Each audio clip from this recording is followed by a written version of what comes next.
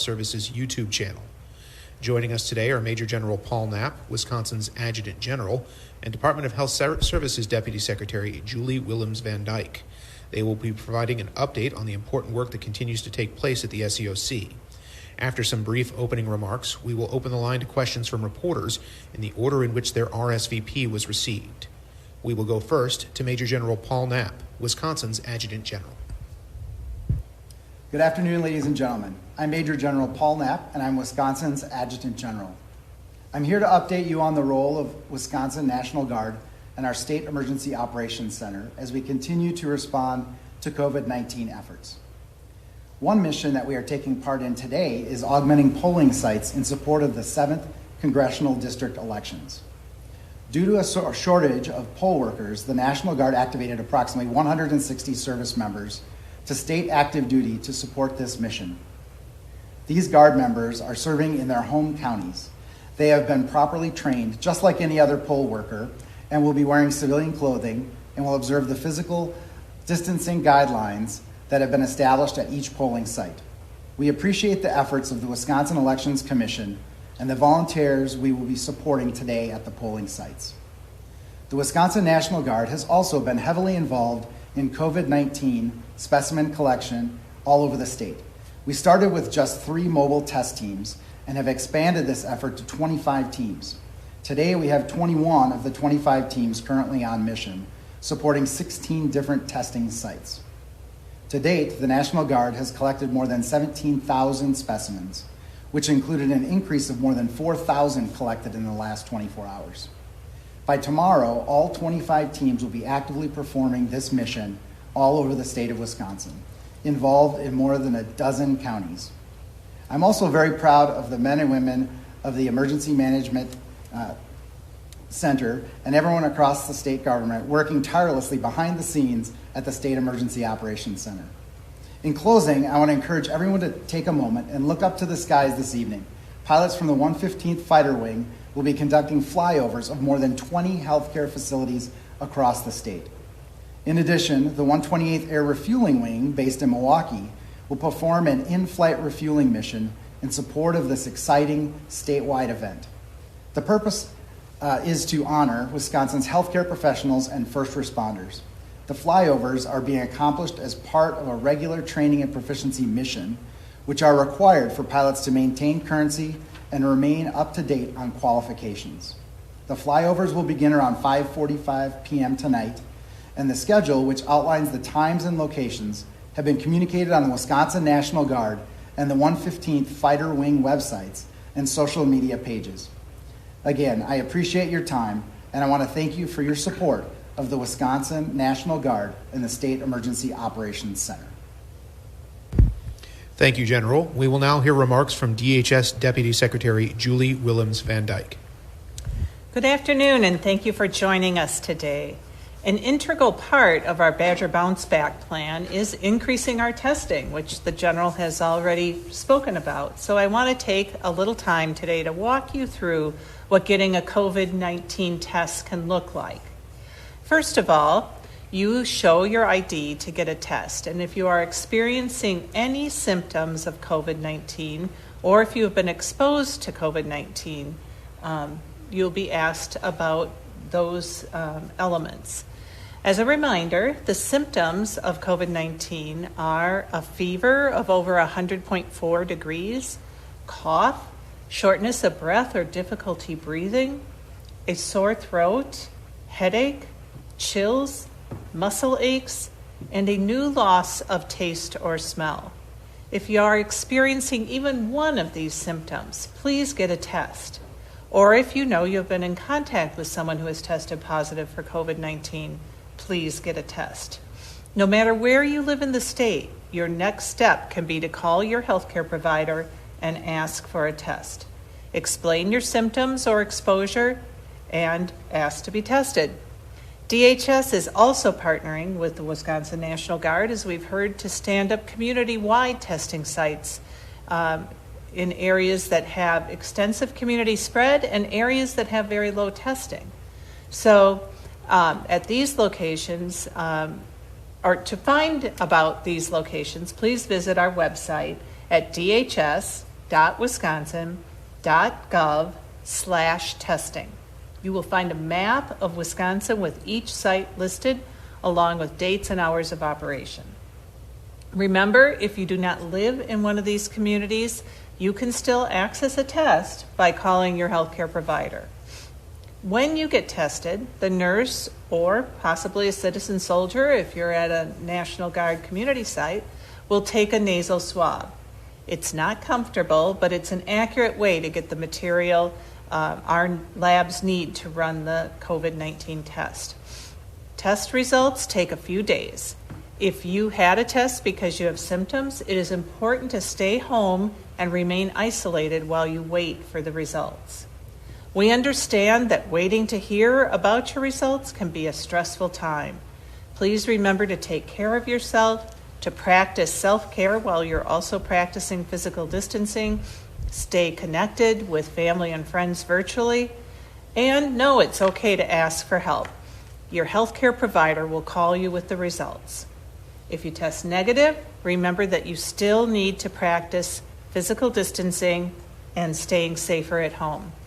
If you test positive, then your healthcare provider will talk with you about continuing to self-isolate and what steps you can take to make sure your family is as safe as possible. Soon after, you will receive a call from a contact tracer, a public health professional from your local or state health department. When a contact tracer calls, they will ask you questions about your symptoms, when they started, places you have been, and interactions with other people. It's not about getting you in trouble, and they are not allowed to share your personal information with anyone else. The reason they are asking these questions is to help protect the health of your friends and neighbors, to make sure that people who may have been exposed to COVID-19 can take precautions and get tested themselves. Picking up the phone and answering those questions can help keep your community safe. We know a positive test can be scary, and again, we encourage you to practice good self-care. And if your symptoms worsen, please follow up with your healthcare provider. Thank you, Wisconsin, for doing the work of staying safer at home, of physical distancing, of getting tested, and answering the phone when a contact tracer calls. Thank you. At this time, we will open the line to questions. Reporters will be called on in the order in which their RSVP was received. In the interest of time, we will be taking one question per outlet. All lines are currently in listen-only mode. Once called on, reporters should dial *6 to unmute their lines. Once you have asked your question, we please ask that you remute your line using *6 again. We will begin with Addie Bink from WFRV. Hi, thanks for taking my question. I was just wondering if you'd be able to outline how many National Guard teams are activated right now, conducting testing, and how many are just kind of waiting to be assigned to any location throughout the state. Thank you. Hi, Eddie. Thanks for the question. So right now we have approximately 1,200 National Guard soldiers and airmen on federal Title 32 orders in response to COVID-19, and approximately 650 of those are directly supporting the testing efforts. And when I said that we have 21 of the 25 teams out today, we actually have all 25 teams are trained and ready to go, but there is a process we call ADVON. It's an advanced team that goes out to the sites in the days leading up to doing testing at a particular site.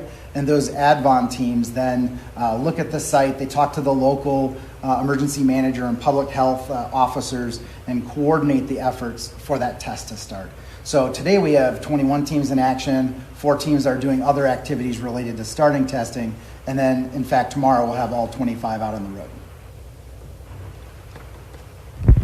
Thank you. We'll go next to Ryan Curry with NBC 26.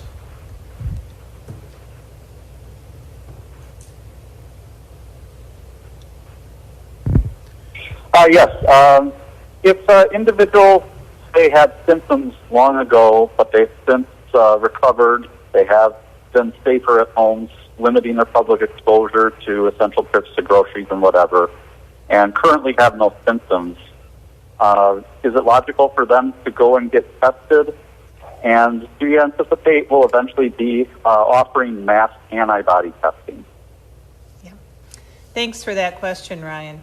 The situation you described seems like that person would be very low risk, and so they would not necessarily need to go be tested at this point in time.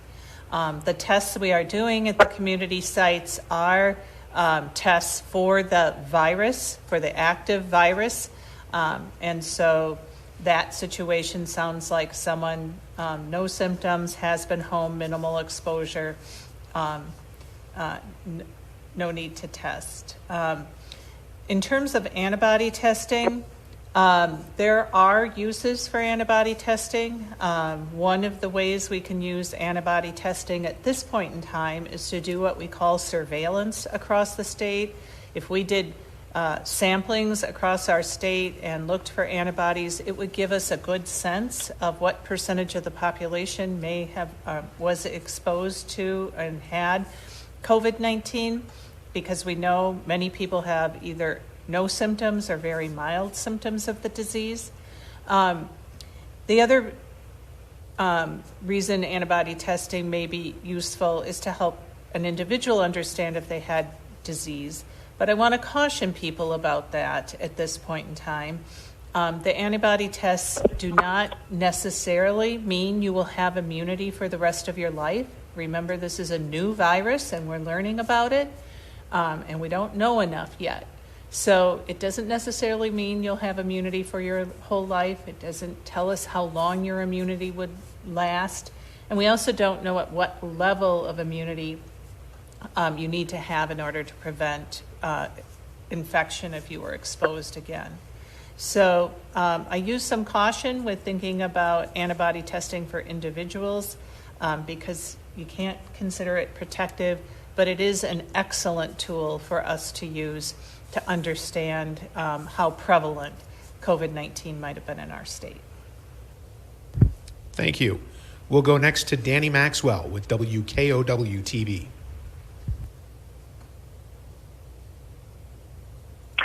Hi.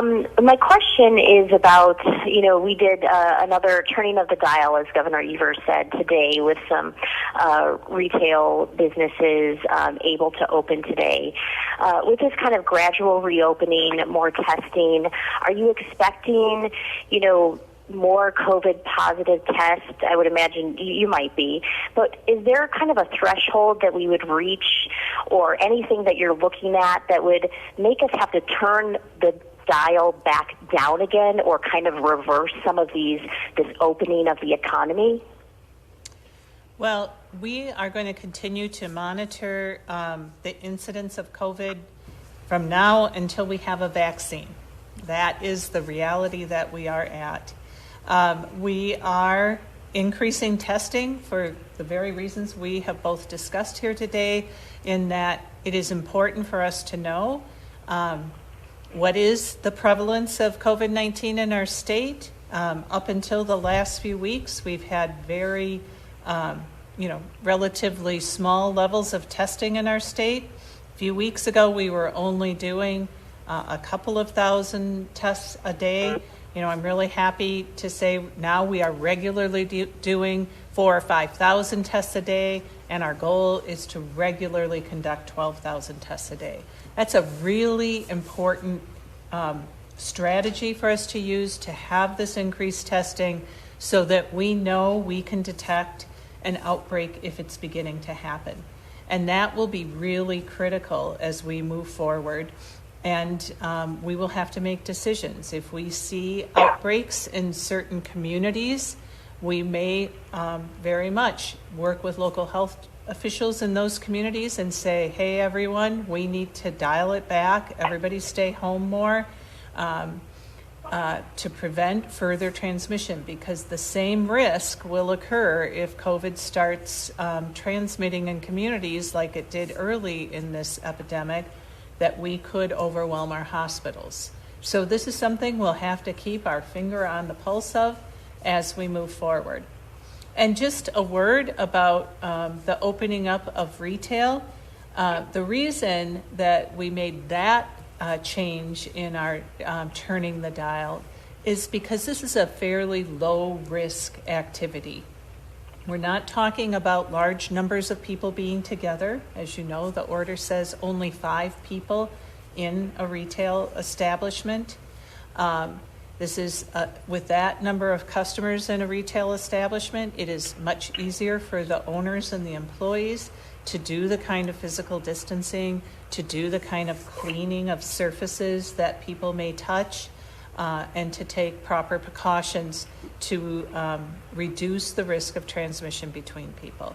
So it's this balance between how we all want to get back to normal life and how we do it safely. And that's what that dial turning was about. Thank you. We'll next go to Bill Leaders with the Progressive.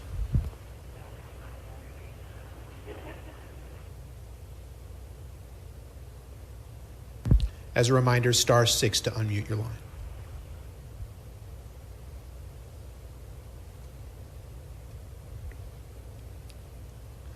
All right, we'll move on to Casey Nelson with WTAQ.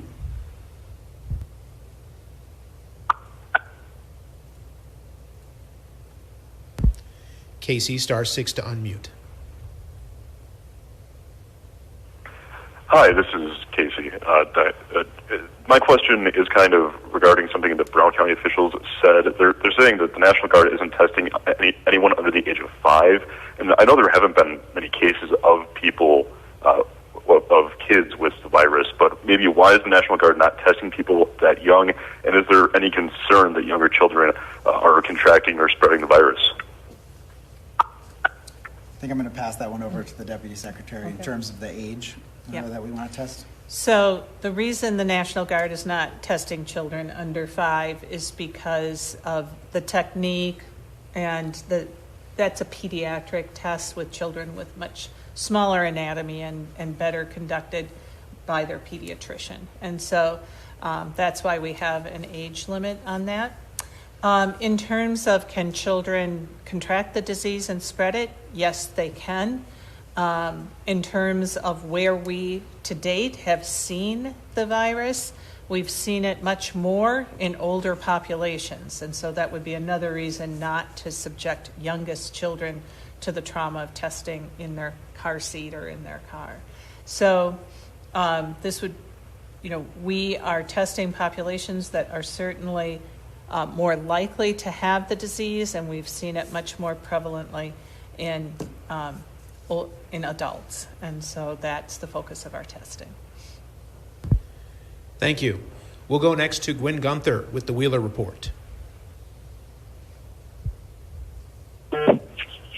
General Knapp, can you explain where the funding is coming from, whether it's federal funding, CARES Act funding, or state budgeting for the deployment of the National Guard as well as the full-time functioning of the SEOC?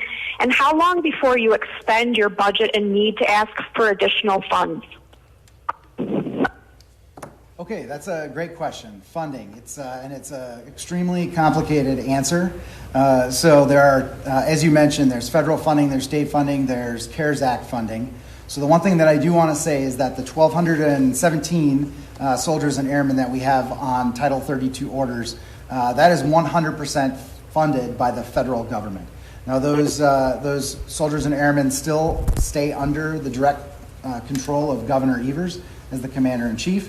However, that is 100% federally funded. We are also using or applying to use CARES Act funding for many of the operations, increased operations for the SEOC and for other functions. And then at the very end, when we go back and balance all of the books and put in all of our requests to FEMA, which is an entirely another complicated process, then there may be a small portion of what they call cost share that will remain with the state. Thank you. We'll go next to Sean Kirkby with Wisconsin Health News. At the very end, when we go back, as a reminder, after you ask your question, thank you for taking my question. Sean, go ahead. I won't.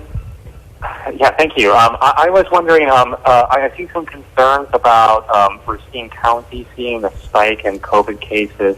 Is the state planning any action to support that county? Thank you. Sure. We have already had some testing sites in western Racine County. The process by which these community testing sites come to be is that local officials make a request here through the State Emergency Operations Center, and then we meet with them and act upon those requests. And so I believe my understanding is that the City of Racine made a request this morning, and that that request will be evaluated and move forward. Anything else you would say? Yes, we actually do have a team out today at the Burlington High School in Racine County, and then also in the request that the Deputy Secretary mentioned, we're planning to follow on that testing series with tests in Racine, at the community-based test in Racine as well. Thank you. We'll go next to Ryan Lobenstein with NBC 15.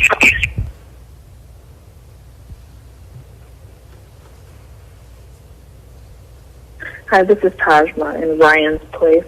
My question is about contact tracers. I know the department is in the process of hiring more.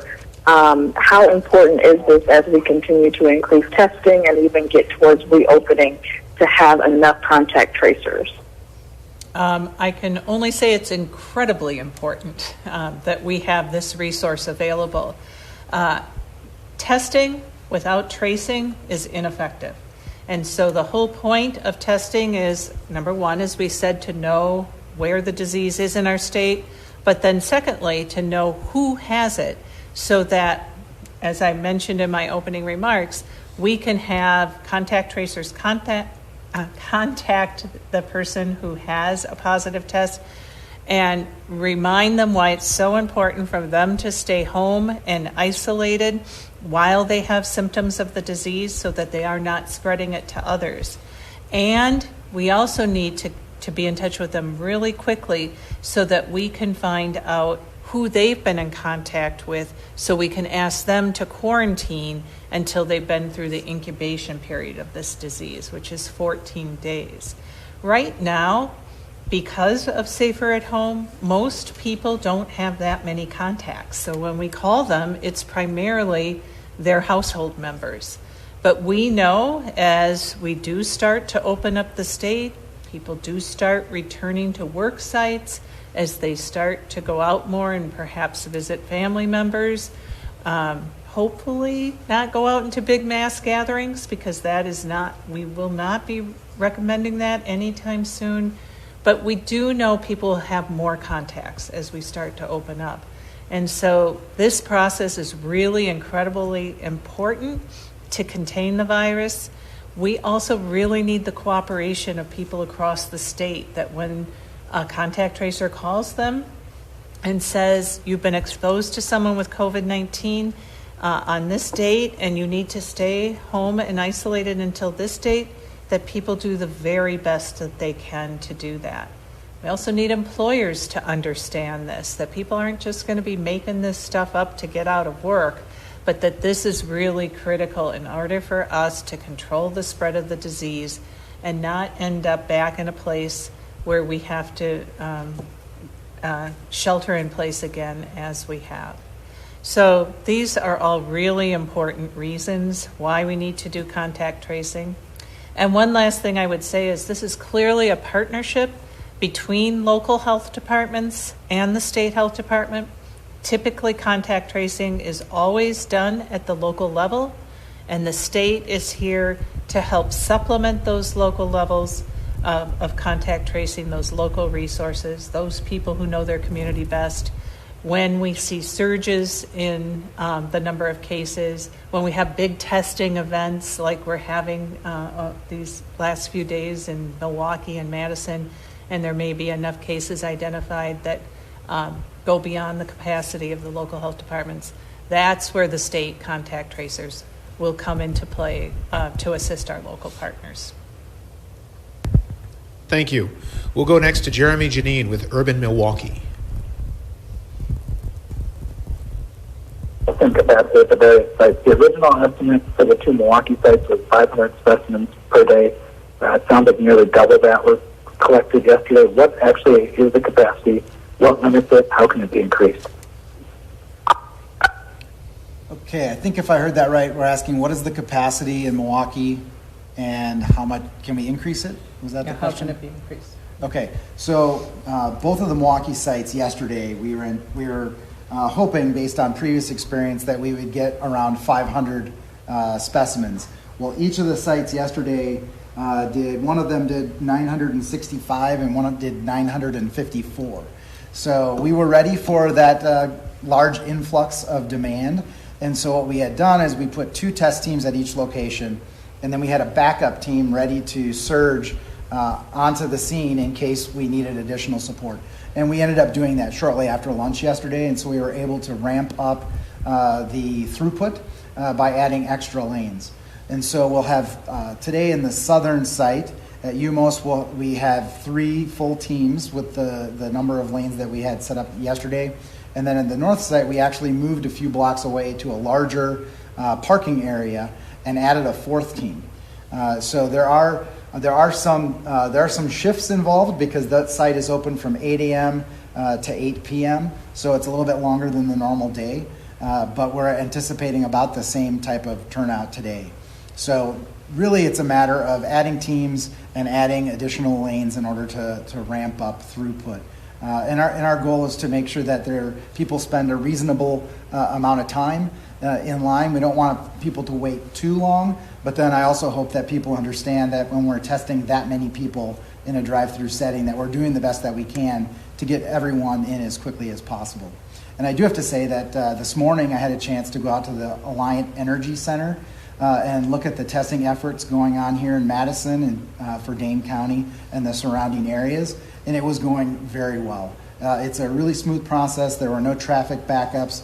I do have to say that the wait was about an hour, and the few people that I talked to exiting the site and kind of asked how they thought it was going were really impressed with the process, and actually were pleasantly surprised that the wait was only an hour because they are anticipating significantly longer wait times. We'll go next to Shemaine Mills with Wisconsin Public Radio. Thanks. One clarification and question, if I may. I came in late, so I wasn't sure I heard the number of free community testing sites there are around the state, and also how close or far away are we from the state's goal of 85,000 tests a week? Okay, so test sites in terms of the National Guard test sites. I did mention early on that we have 16 separate locations set up today, and some of those locations, as I just mentioned, have multiple teams involved. In terms of the daily testing and testing capacity, in order to get to our 85,000, it's about 12,500 per day. And to give you an idea of just the National Guard teams yesterday did about 4,500 tests. I'm not sure what the rest of the state did yesterday in terms of their numbers. I don't know because it's delayed by a couple of days. Gotcha. So. Okay, so we're ramping up quickly, and we were really excited yesterday across just the Guard teams to have such a large number, and we're on our way toward reaching that goal of 85,000 tests per week. How soon? That's hard to answer, Shemaine. It's going to depend on a couple of things. It's going to depend on continued uptake at community sites as the testing the testing plan outlined. We are gearing up to test at all of the long-term care facilities in the state, at skilled nursing homes. So that will add to our total. We're working with healthcare providers to ramp up their testing as well. And we're also testing at outbreaks across the state. Whenever we know we have a flare-up, we want to get out there, test people, make sure people are appropriately isolating and quarantined so it doesn't spread further. The earlier we can come out, if there's a a cluster of cases in a work site or a nursing home or another facility, the better. And so we're all pulling together in the same direction to make this happen. But, you know, as I said earlier, a few weeks ago we were doing on average 1,500 to 2,000 tests per day. We are now averaging closer to 4,500, 5,000, and I know with this great work of the Guard, I'm anticipating in the next few days seeing daily totals in the 6,000, maybe even getting to the 7,000. So slowly but surely we will get there. Thank you. Thank you.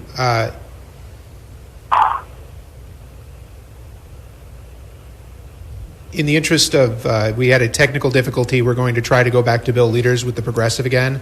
Bill, as a reminder, *6 to unmute your line. Hi. We hear you, Bill. Hello.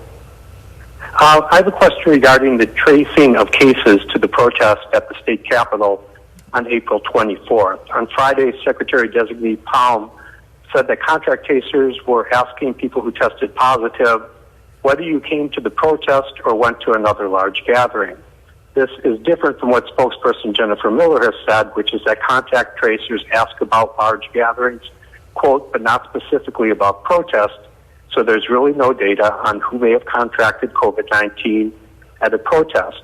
Which is it? Are patients being asked whether they attended the rally? And if so, can you tell us how many answered yes? Or was that question not asked? Which case can you explain why it was not? So it is a standard part of contact tracing to ask about attending mass gatherings and if the person has been at any event with many people.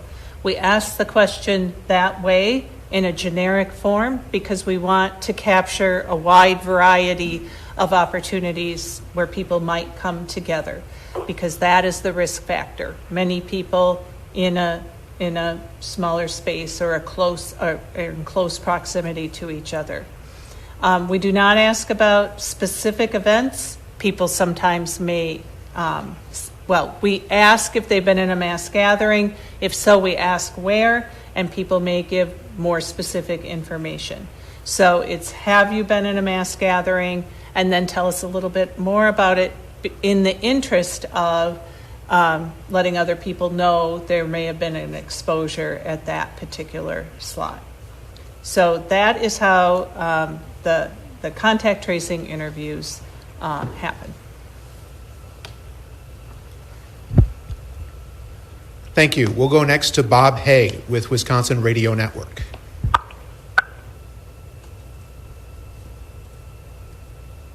Thanks for holding the call today.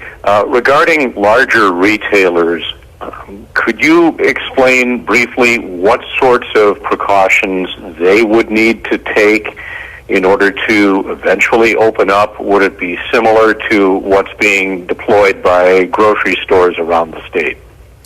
Yes, the Safer at Home orders have actually included some of the guidance that we would like to see in retailers, and also the Wisconsin Economic Development Corporation has recently released guidance for a variety of businesses that are opening that goes into a great amount of detail about ways that businesses such as larger retailers can open more safely. But if you think about it, it really revolves around a couple of principles. One is keeping people physically distanced. So that has to do with both how many people are in a store or a space at the same time. It's about how they flow through that space. And so how can we, for example, create one-way pathways through the store so we're not coming face to face with each other, which increases risk of spread. It's also about how, because the virus can be spread on hard surfaces, if we cough or sneeze and a respiratory droplet falls there and then somebody touches it and then touches their face, how are we handling cleaning of those commonly touched surfaces like counters, checkout lanes, machines for payment? So cleaning of commonly touched surfaces. And then finally, what are we each doing personally to protect from each other? Again, to reduce the release of respiratory droplets into the air where others may breathe them. And so things like employees of the store wearing face masks and patrons of the store wearing face masks. We know they are most effective when both parties are wearing a face mask. So those are some of the guidance. And I know the Wisconsin Economic Development Corporation guidance goes into a great amount of exquisite detail about how businesses such as large retailers can create a safer shopping experience for people. Thank you. We'll go next to Mason Dowling with WAOW.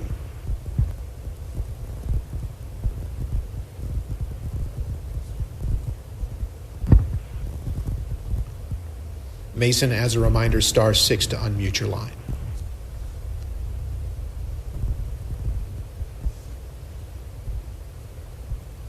All right.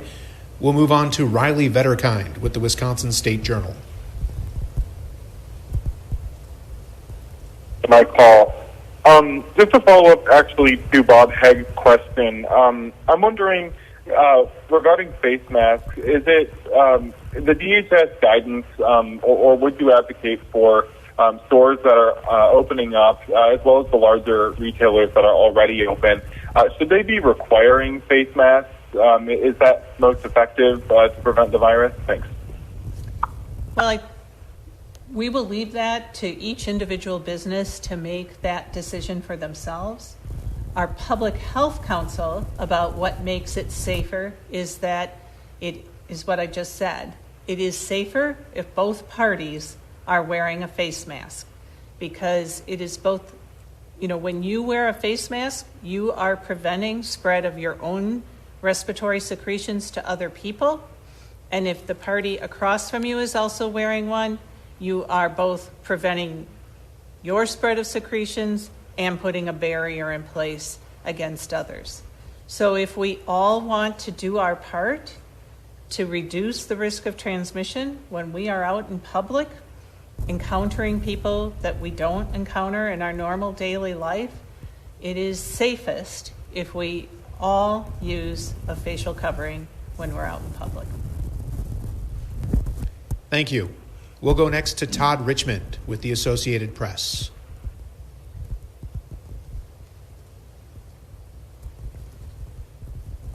No questions. Thank you, Todd. We'll go next to Stephanie Hoff with WisBusiness.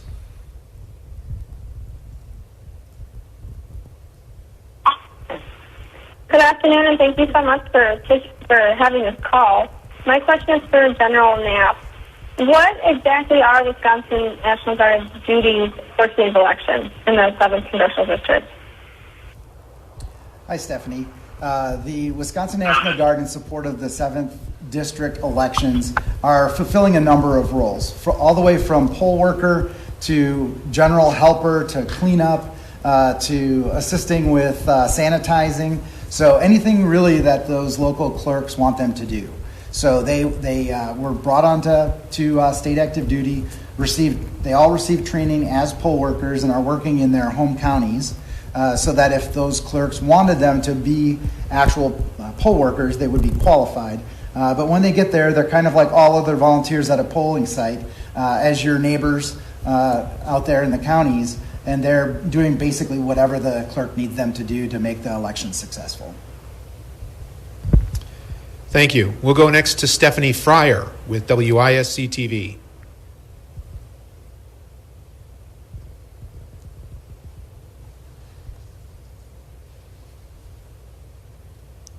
As a reminder, *6 to unmute your line, Stephanie.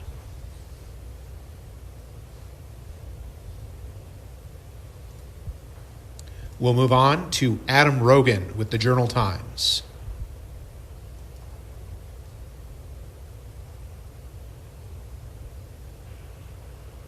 Hi guys, thanks for taking the call. My question is, this was kind of touched on earlier, but when it comes to testing sites that are at specific locations, such as a jail or a long-term care facility or a meatpacking plant or some other business, how is it decided which sites are tested by the Guard or not tested? Such, like, for example, the meatpacking plants, were they called in by DHS? Were they called in by the local health department?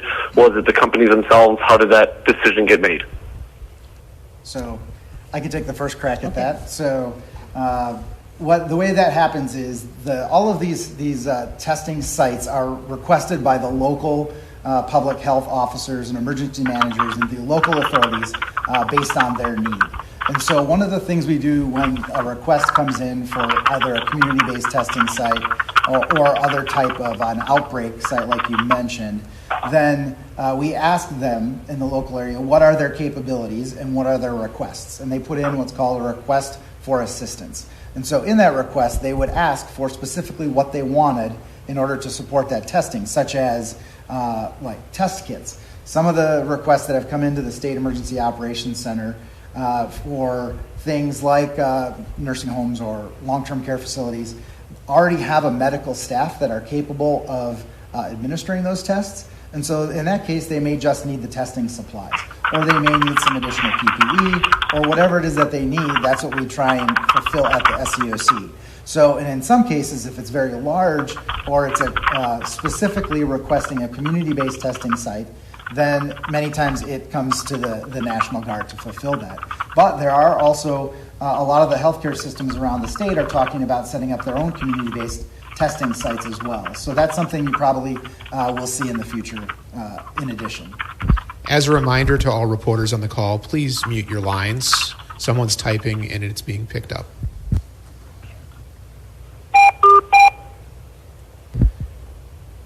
Do you want to add anything?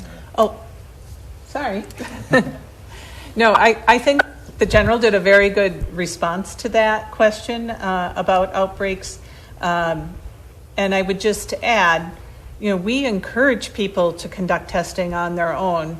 25 Guard teams might sound like a lot, but when we think about the need across our state, that's why I mentioned earlier that there are many other parties that are part of testing.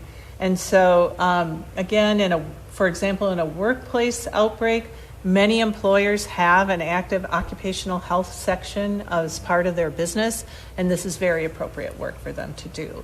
So we are not saying that all testing needs to be done by National Guard teams or by public health agencies. This needs to be baked into every activity across our state. Thank you. We'll go next to Chuck Kornbach with WUWN.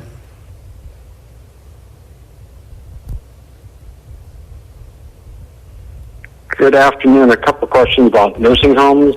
One question, the DHS said it was going to be releasing some data this week. Has that been put out? Do you have any comment on it? And also, can you describe a little bit more the situation about getting tests to all nursing home residents? Is there a delay with working with counties? Yeah, nursing homes are a top priority in our testing strategy, and it is because our most vulnerable citizens live in a congregate setting in a nursing home. And there's two things we know about this virus. It spreads very quickly when people are living in congregate settings closely together, like a nursing home or a dormitory, and it attacks people who are of older age. And so it's double trouble in a nursing home. We are doing outreach to nursing homes throughout the state, and we are working through the process that General Knapp just discussed. Who has the capacity to conduct testing of their staff and their residents on their own? Who might need additional assistance with that? If so, what kind of assistance is that? Do they need test kits? Do they need supplies? Do they need personal protective equipment? Or do they need assistance with someone from the outside actually coming out and administering the tests? In regard to the listing of names of nursing homes with active outbreaks, that data will be going up on the DHS website this week, I believe tomorrow. And I want to make something very clear about these data.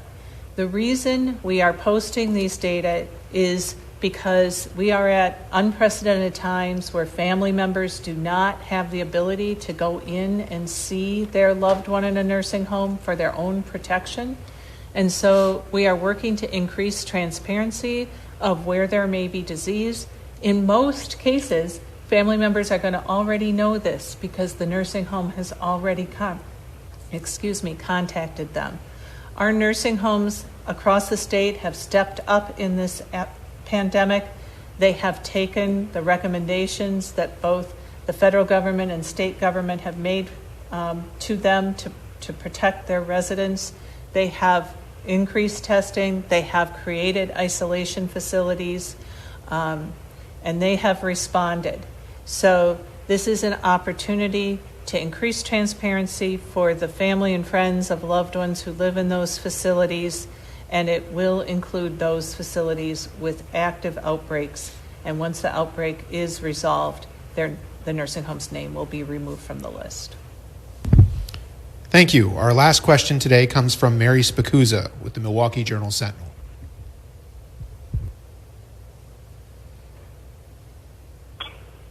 Hi, thanks for doing this call. Do you have updated numbers about the testing that's been conducted at Echo Lake?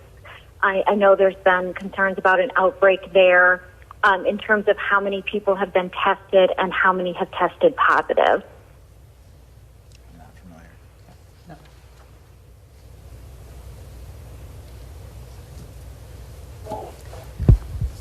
Mary, we can follow up with that information and see if it's available offline. It doesn't look like we may have the information available right this moment. Yeah, I don't have them on my schedule right now, but we'll take a look and see if there have been requests, because that would be the next thing we can look at is requests for assistance. And so we'll go back and look and see if there's been a request for assistance and update you offline on the progress of that. Okay. Could you also confirm the numbers at the 2 Milwaukee testing sites? I just want to make sure I have them right. Sure. I'd love to. I'm pretty jazzed about those results. Okay, so that is 954 yesterday at UMOS in the southern site and 965 at Midtown. And so again, both of those sites are 8 a.m. to 8 p.m. Yesterday we did 341 in Dane County. And I'm expecting that number to go up significantly today by at least a few hundred based on what I saw out there today. That will conclude today's media briefing. As a reminder, you can always access the latest updates on the state's response to COVID-19 by going to the Department of Health Services website. You can also find additional information about the state's response through the websites of the Wisconsin National Guard and Wisconsin Emergency Management. Thank you for joining us today and for your questions.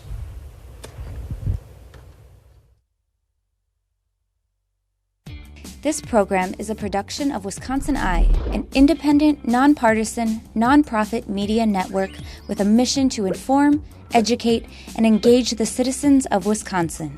WisconsinEye is the nation's first and only independently funded state civics broadcast network, providing gavel-to-gavel access to government proceedings and events at the state capitol.